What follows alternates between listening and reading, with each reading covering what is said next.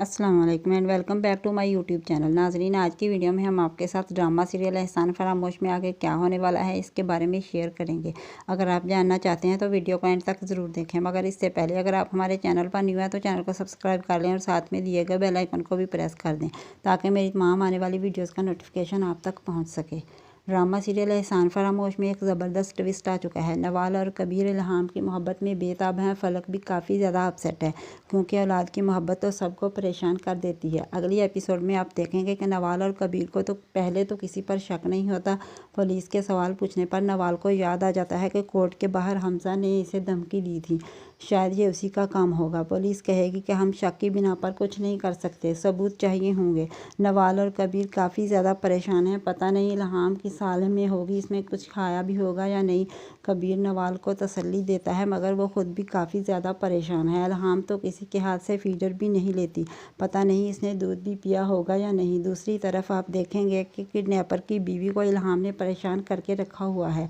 इल्हाम ना तो कुछ खा पी रही है ना ही खामोश हो रही है। इसने रो रो कर इनका जीना मुहाल किया हुआ है। इन्वेस्टिगेशन के लिए फलक को भी पुलिस स्टेशन बुलाया जाएगा और यह सब देखकर हैरानी हो जाती है कि इल्हाम को किडनैप हो गई, क्योंकि वो तो जानती है नवाल और कबीर कितने ज़िम्मेदार हैं और नवाल हर काम को ज़िम्मेदारी से निभाती है।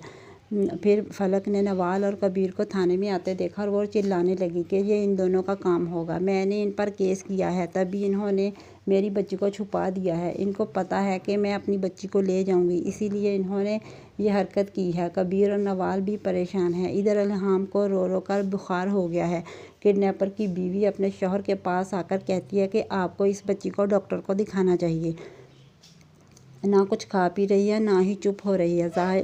जाहिर है कि किडनैपर हमजा से मशवरा किए बगैर तो कुछ भी नहीं कर सकता। वो बार बार हमजा को फ़ोन कर रहा है लेकिन बात नहीं हो पा रही। आप देखेंगे कि फलक के घर जाकर खूब वावेला मचाया और हमजा को फोर्स करती है कि कबीर के घर जाकर लड़ाई झगड़ा करे, उनको इस बात का एहसास दिलाए कि उन्होंने जो कुछ भी किया है वो माफ़ी के काबिल नहीं है। हमजा को पहले ही मौका की तलाश थी, लिहाजा वो कबीर के घर जाकर शोर शराबा करने लगा। फलक भी शोर मचा रही है।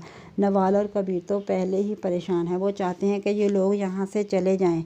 इस दौरान कबीर और हमजा के दरमियान हाथापाई हो जाती है। कबीर कहता है कि मेरी बच्ची को कुछ हो गया तो मैं तुम्हें नहीं छोड़ूंगा। लड़ाई झगड़ा करने के बाद फलक और हमजा वापस घर चले जाते हैं, लेकिन फलक अभी भी परेशान है। इधर किडनैपर के फ़ोन पे फ़ोन आ रहे हैं। हमजा का कॉल नहीं उठा रहा, कहीं कॉल ट्रेस ना हो जाए। फलक अपनी बच्ची के लिए दुआएं कर रही है, या अल्लाह किडनैपर पकड़े जाए और मेरी बच्ची मिल जाए। ये सब कुछ देखकर हमजा गुस्से में आ जाता है और कहता है कि पहले तो तुम्हें अपनी बच्ची की कोई परवाह नहीं थी, आज तुम्हें क्या हो गया। फलक हैरान होकर कहती है कि मैं माँ हूँ हमजा उसकी, तो पहले तो तुम आराम से बैठी हुई थी, केस तो मैंने ही किया। हमजा जकड़ कर कमरे से बाहर चला जाता है क्योंकि किडनैपर से बात जो करनी थी। किडनैपर पर फ़ोन पर बताता है कि बच्ची को हॉस्पिटल लेकर जाना पड़ेगा, लेकिन हमजा इन्हें मना कर देता है। हमजा को ये सारी बातें फलक सुन लेगी। तो नाज़रीन, आपको क्या लगता है, फलक हमजा के ख़िलाफ़ गवाही देगी या नहीं? अपनी राय का इजहार कमेंट्स में ज़रूर करें। अगर वीडियो अच्छी लगे तो वीडियो को लाइक, चैनल को सब्सक्राइब ज़रूर करें।